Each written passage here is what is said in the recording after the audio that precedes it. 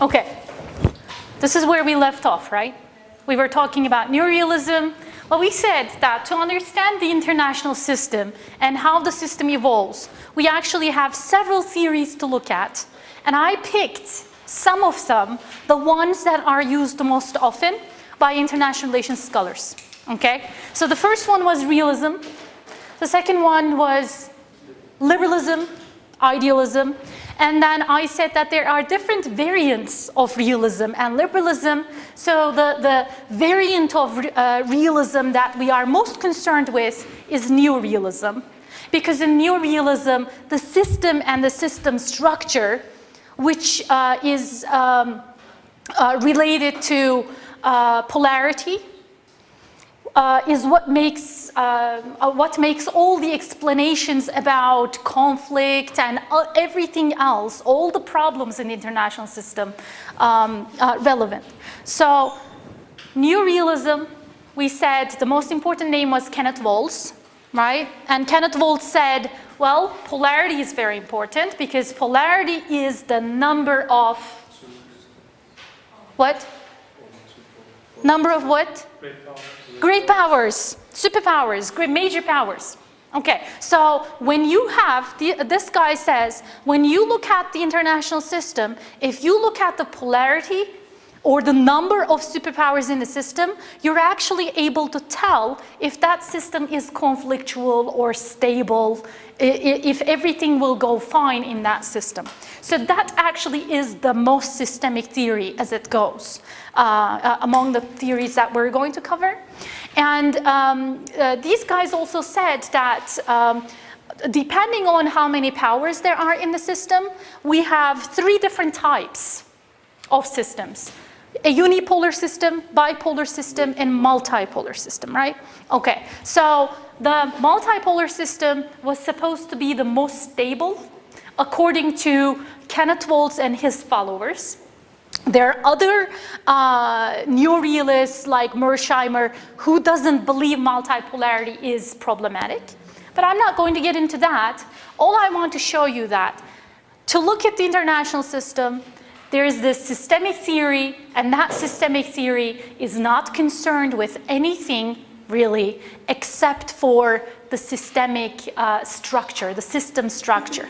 How many great powers are there in the system? That's the concern, okay? A bipolar system was thought to be quite stable. Well, there was the example of the Cold War. When do you think that Kenneth Waltz is writing? During the Cold War, right? So because he's writing during the Cold War, and there's no major great power war during the Cold War, of course there are proxy wars, but they're just proxy wars. They don't really have anything to do with stability of Europe. And the concern is a great war, a world war. For that reason, these guys believe that bipolarity is kind of stable, okay? Multipolarity, though, which is the example of World War I and World War II, multipolarity, according to him, is problematic, okay?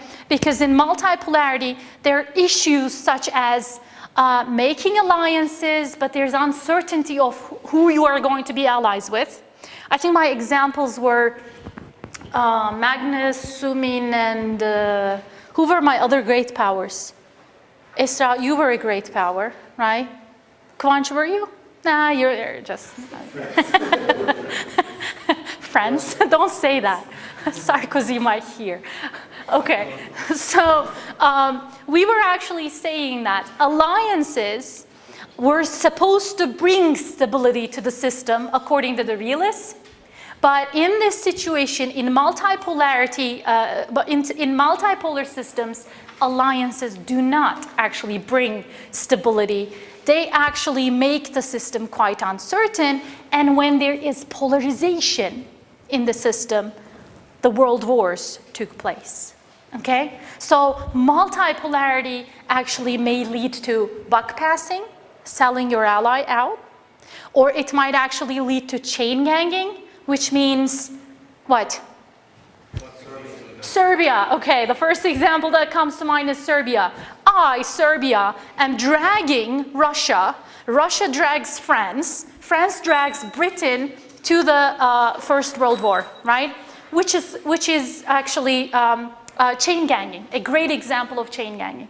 Okay, so in this situation, when you have a multipolar system, Kenneth Waltz and his followers will expect a not so stable system.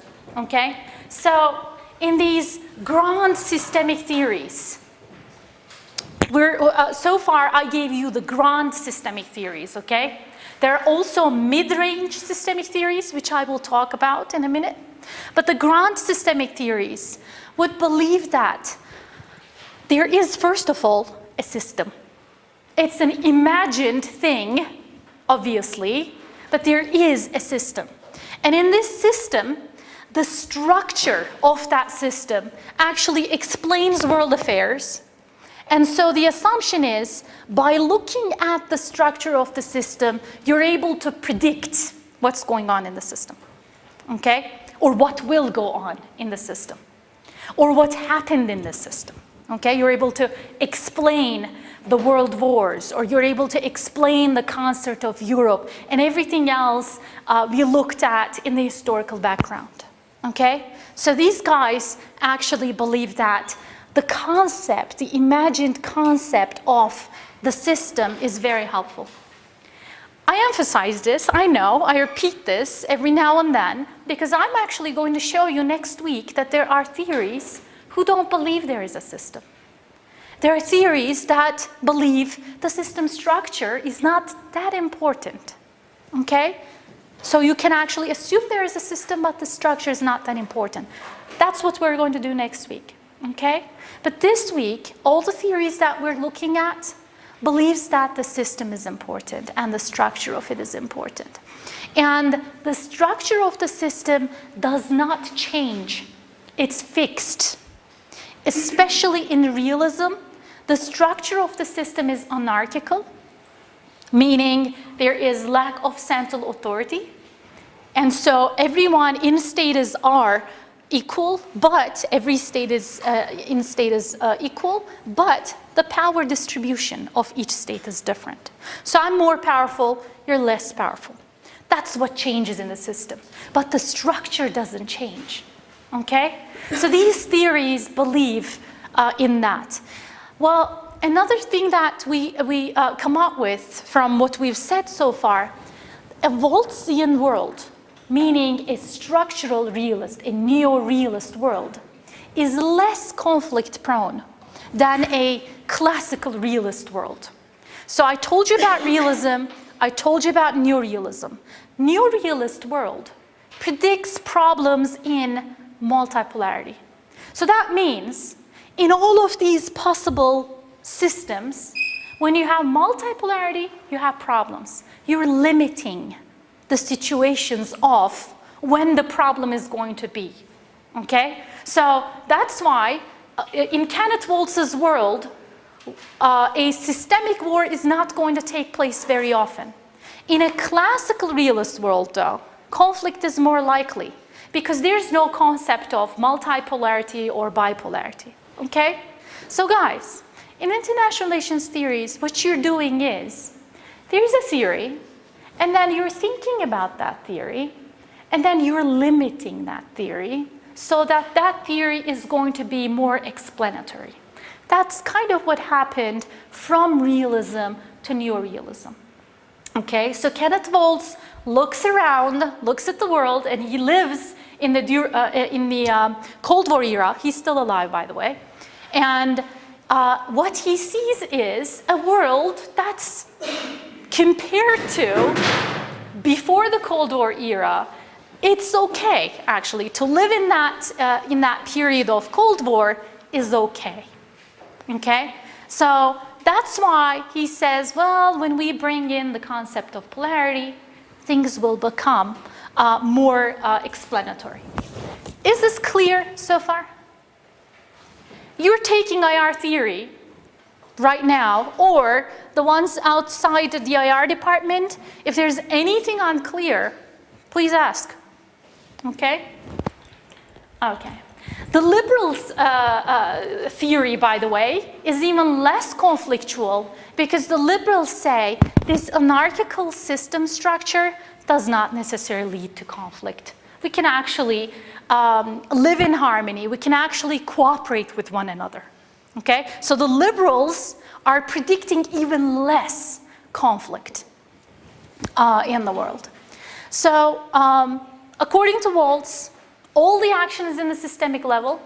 We don't really have to go in and look what's going on inside Iran to understand the situation between Iran and other countries today.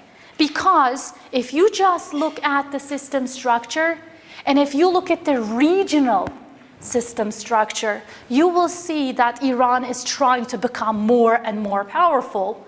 It's in a power struggle, and it believes that the game is a zero-sum game. So you're not very surprised with Iran's foreign policy making from the perspective of Kenneth Waltz. Okay? So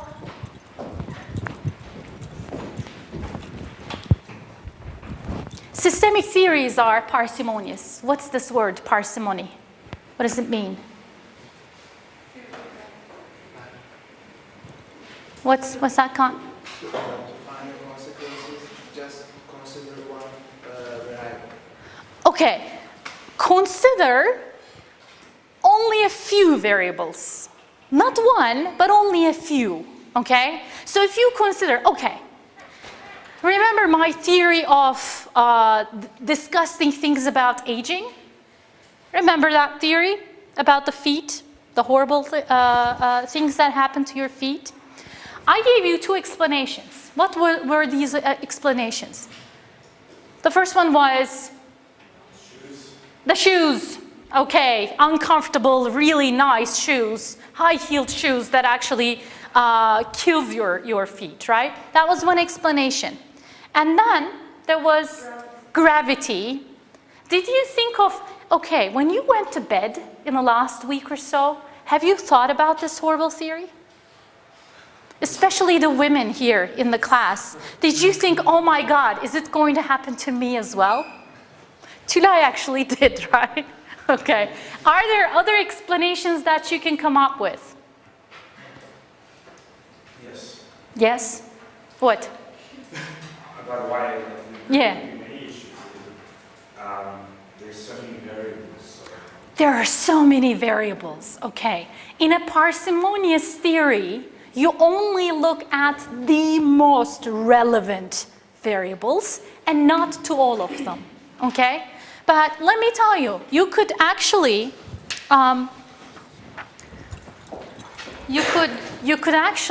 let's fill this one in. Sorry, I forgot to give the attendance sheet. Just get rid of it. Yeah. Yeah. Sorry. Please, in the beginning of the class, ask me for the attendance sheet, okay? All right, thank you. Okay, so we were talking about the feet, and have we mentioned the genes? What if, you know, my mom had this problem, so it's actually a genetic problem, and it has nothing to do with gravity or nothing to do with high heels? Aren't there other women out there that wear high heels, but they don't have this problem? There are, right? I mean, Sarah Jessica Parker wears all these incredible shoes, right? And so nothing happens to her feet.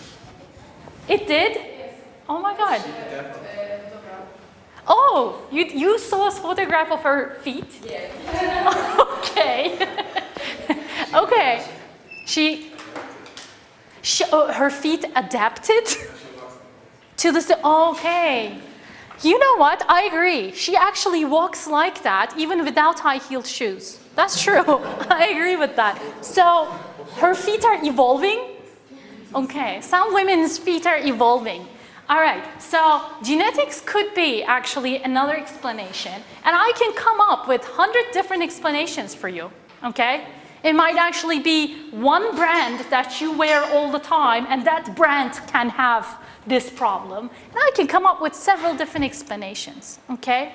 But the theory that actually is able to explain the most by using the fewest number of variables is a parsimonious theory. Okay? And the one advantage of systemic theories is that they use the system structure, one variable, to explain pretty much everything that goes on most of the things that goes on in world affairs. Okay? So I'm going to talk about, today's topic is mid-range theories. What's mid-range theory? You know, a grand theory was what? It was a large range theory, okay. What was it? It explains many different things. Okay, so it was tackling with not only political issues, but also political economy issues. It can apply to conflicts, it can be applied to economics, can be applied to environment, can probably be applied to many things, and is wider in its explanation. Mid-range theories are more focused theories, and they aim to explain a limited scope, okay? So that doesn't make mid-range theories less valuable, but it makes them more limited, okay? So the mid-range theories, the first mid-range theory that I'm going to talk about is power transition theory.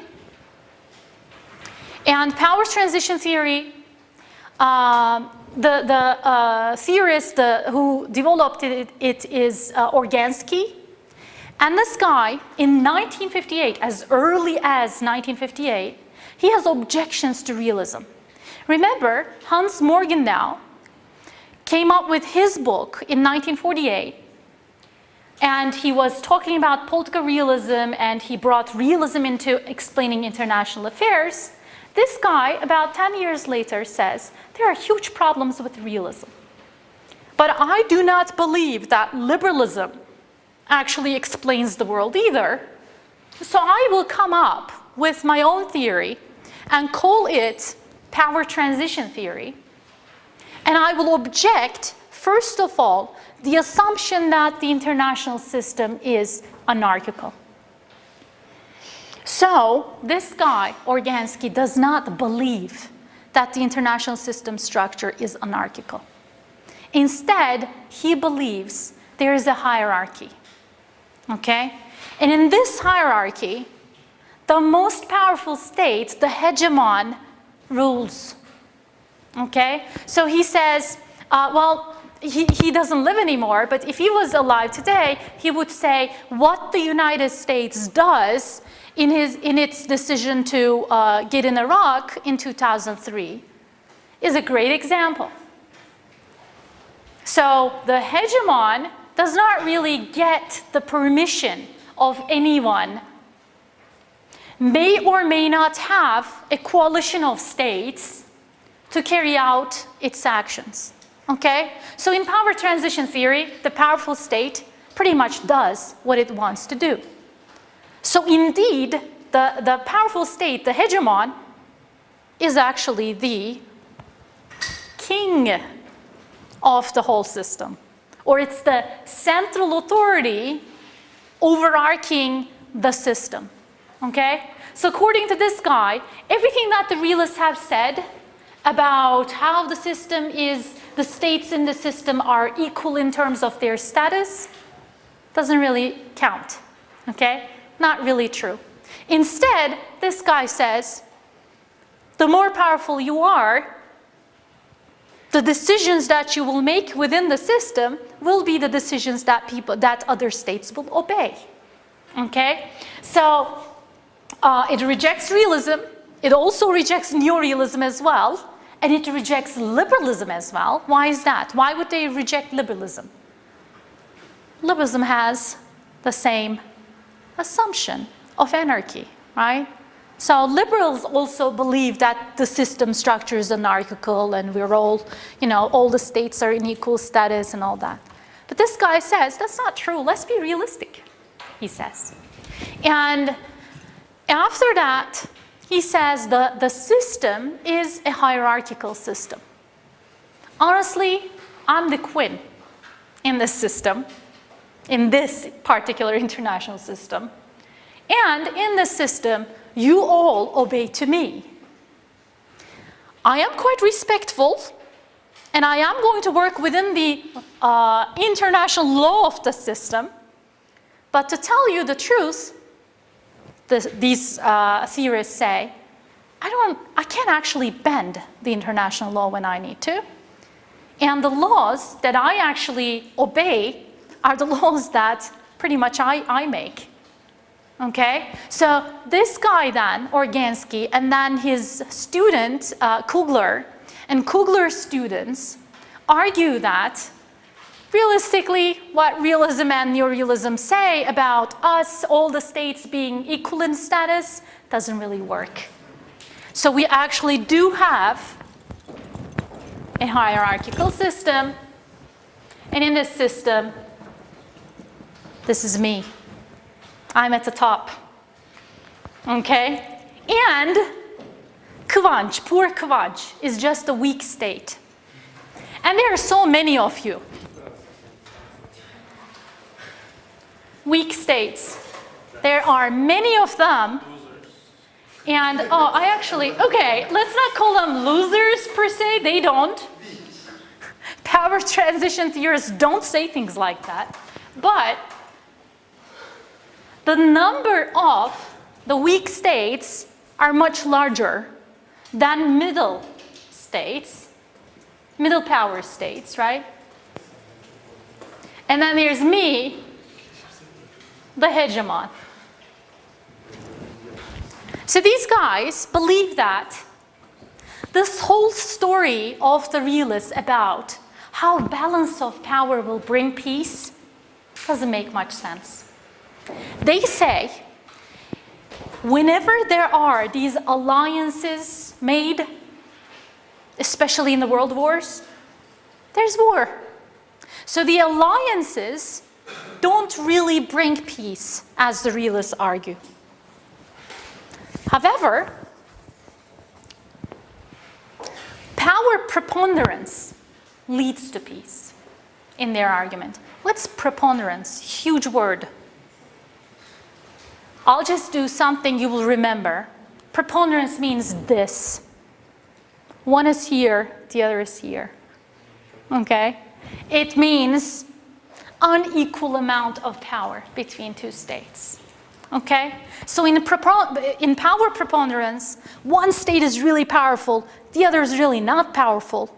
This is a situation that's going to bring stability to the system. Okay? So in other words, when I'm really powerful, Doruk already knows that I'm very powerful. And I keep working out. I go to the gym every day and work out, and I become more and more powerful. And Doruk actually knows that I'm powerful.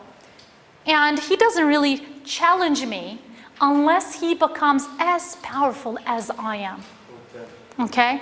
So he starts going to the gym himself every day, and he starts popping pills, and he's trying to be as powerful as possible, so that one day, if he can catch up with me, then there is a huge problem there. Because that day, he's going to confront me, and he's going to say, I'm as powerful as you are now. It's time for a payback. Exactly. So, according to the power transition theorists, the issue is not about coming up with alliances to balance each other's power. Because when we try to balance each other's power, it turns out that war is more likely. So in this theory then, what we are talking about is always keep powerful so that others can't challenge you. And when others do challenge you, let's hope that there won't be a major war between these two powers, okay? So the power, the state, okay, if we think about this as time, years, and then the level of power of each state, the dominant power, me, I'm the status quo power, the dominant power. I work out and work out. But guys, I'm sure if you go to the gym, you've noticed that after a while, your working out does not give the expected results. You have to do more and more and more. And after a while, you reach to a limit. It actually, from the perspective of most women, you lose weight and then you lose more weight and more, and then it stops. For a while, you just can't lose more weight, okay? So the dominant power becomes more and more and more powerful, but after a while, as time goes by, it can't get more powerful because it is not possible, okay? So there is a slowdown of increase in the power of the dominant state. Wait until I finish, okay? And then I'll get the questions after that. So the dominant power used to increase its power really fast, like this. But then, after a while, its increase in power started to become more or less stable, okay? And by increasing power, I mean modernization inside your country. You industrialize and you increase your production, your workforce becomes more educated, right? Everything else that you can think of. You have more innovations in the country. So the country is developing, okay? At first, the development will be really fast, then it will slow down after a while. You can't develop as much as you used to, okay? The challenger, though, on the other hand, Doruk, develops as much as the status quo power did in the past, okay? And as the challenger increases its power, there will be a point when the challenger and the status quo power, me, will have equal levels of power. In power transition theory, that actually is the point that really matters. That's the power transition point, okay? And the challenger will try to change the status quo here, okay? After he catches up with me. This is kind of like you work hard and you become more and more stronger and stronger, and then you come to me and say, you have been so bad to me for all those years, now I'm just going to take revenge. That's kind of like the logic of it, okay? So here is the time period, the beginning of the time period that the challenger might try to change the status quo. Okay, guys? And here, just before their power levels become equal, here is the time that the status quo power, the dominant power, me, can actually secretly watch what he's doing and say, before he catches up with me, I should actually get him down. Now is the time. So before he catches up with me, I might actually carry out a preemptive war against him. So I just crush him before he is as powerful as I am, okay? So in power transition theory, war is expected in this period, okay? Either as a preemptive war or as a war by the challenger to change the status quo, guys. So the power transition theory does not actually argue that every time the challenger and the status quo power levels of power are equal, every time there will be a war. That's not the claim. You know what they say? Even when Doruk and I might get equal in terms of our power, we don't necessarily fight with one another.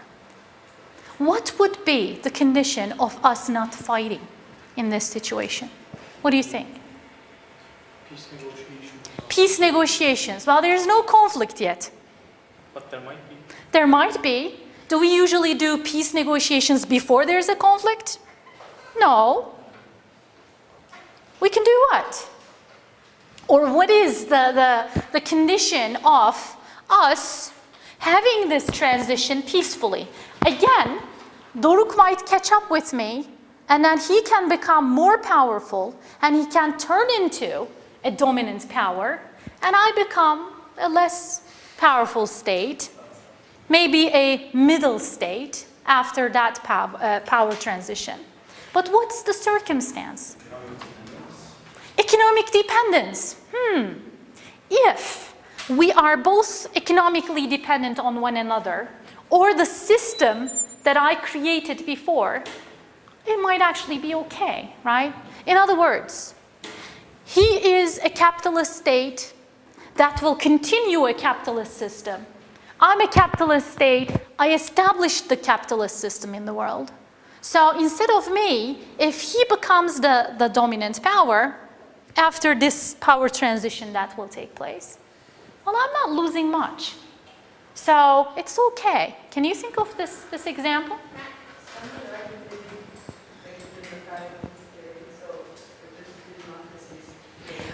These guys don't believe in that. These guys don't believe in things like democracy can bring peace necessarily. You know what they believe in? They believe in satisfaction. If I am satisfied with the system that Doruk will bring in after I lose my hegemon status, that's okay. And the best example they give is Britain and the US.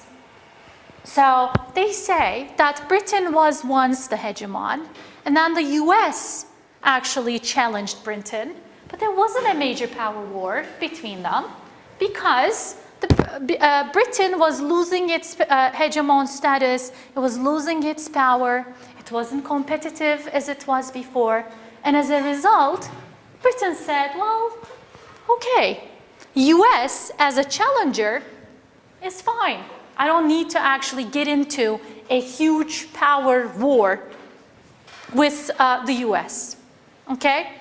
But when Germany in Second World War, according to the theory, challenged Britain, that wasn't the case. What was the kind of system that Germany wanted? National Socialism.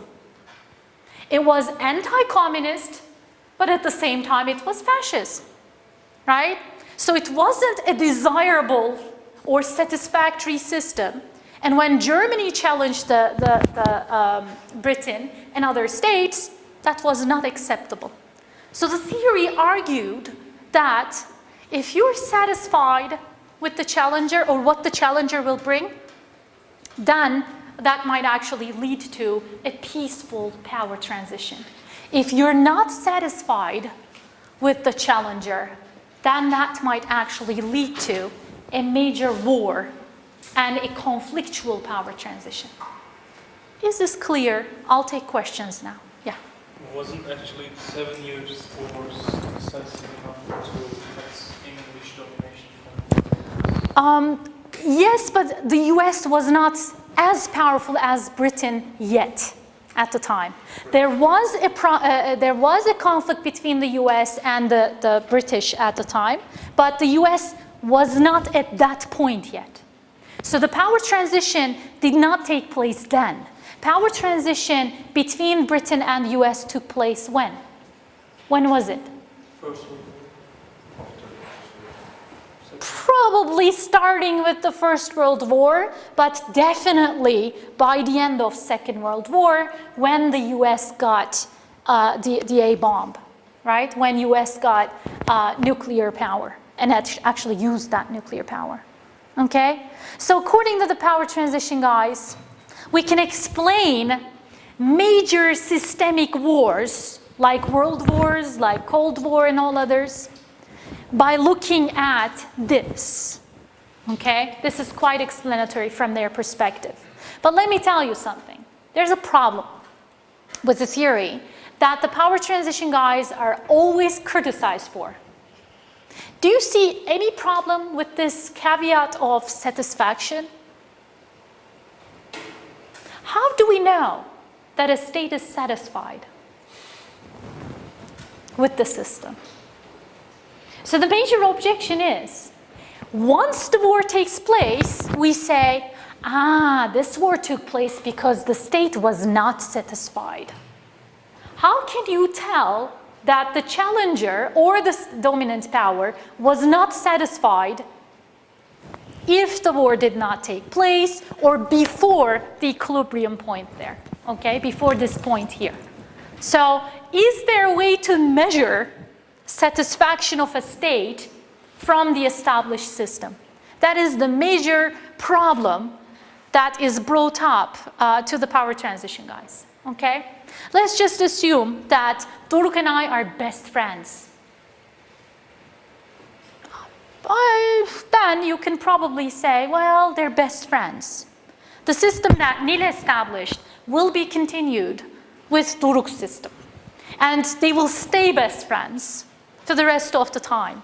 So Nil doesn't have to fight with Doruk. You could say that.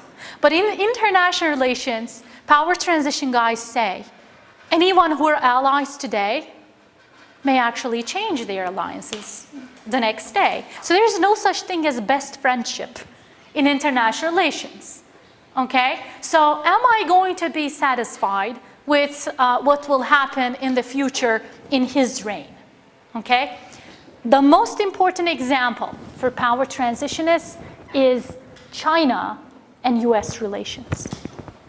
These guys have said, they look at economic indicators, military indicators, how China is acting.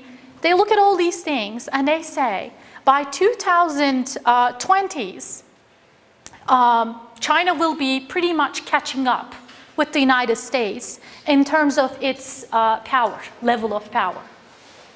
Will there be a war between China and the US? That is a very important question these guys ask. Possible? Why? Impossible. Impossible. Sorry, impossible. Why? Why do you think there won't be a war? Okay, so US and China's economies. Okay, China is pretty much dominating the market. Okay, cheap labor, right? That's something that the US really needs. So you're saying that US will actually be satisfied with China's system if a power transition like that happens, and then we don't expect war. Yeah. In addition to this, China has US dollar stock. Bonds, yes. Yes. Yes. So USA will not intervene. So US and Chinese economies have become quite interdependent. Between USA and China. Okay. I saw other hands. Yes. Global capitalism exists as a force exclusive of the United States now. And so, I mean, I don't know if you would fall in line with that thing, but that is the real power in the world, and markets, nation states. Economic power? Transition based on the means of global capitalism, not the other way around. Mm-hmm. Do you guys think that China is becoming capitalist? Is that? In terms of a state level, yes. Slowly. Mm-hmm. In some of the parts, like southeastern Chinese districts, are already sort of capitalist. How about democracy? Do you think that satisfaction actually might also stem from democracy, sharing democracy? Magnus says no. You're questioning, you are, okay, we want that. So would the fact that China is not becoming any more democratic than it was before, decades ago, would be a point of dissatisfaction? Yes? Maybe there can be a war inside China because of the... Okay.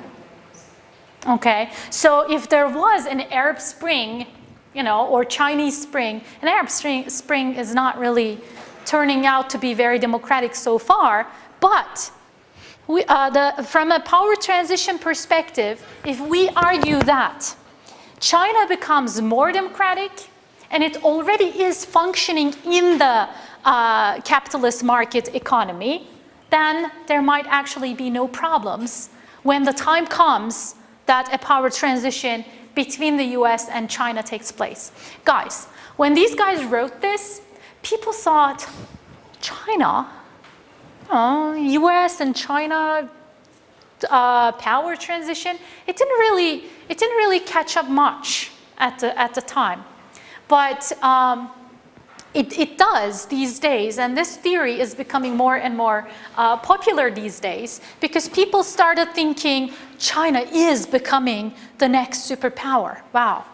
And there are other people who say India actually might be the next challenger as well. Why? Its economy is doing well. It's democratic. People are starving. Some people are starving, some people are really not starving, but there is definitely a unequal distribution of wealth. Still though, the GDP is increasing, their economy is developing, so there are people who believe that population is huge, nuclear power, so there are people who believe in power transition theory, and they argue that India might actually be the next challenger, but if India is the next challenger, no one expects war between US and India. Why? Satisfaction.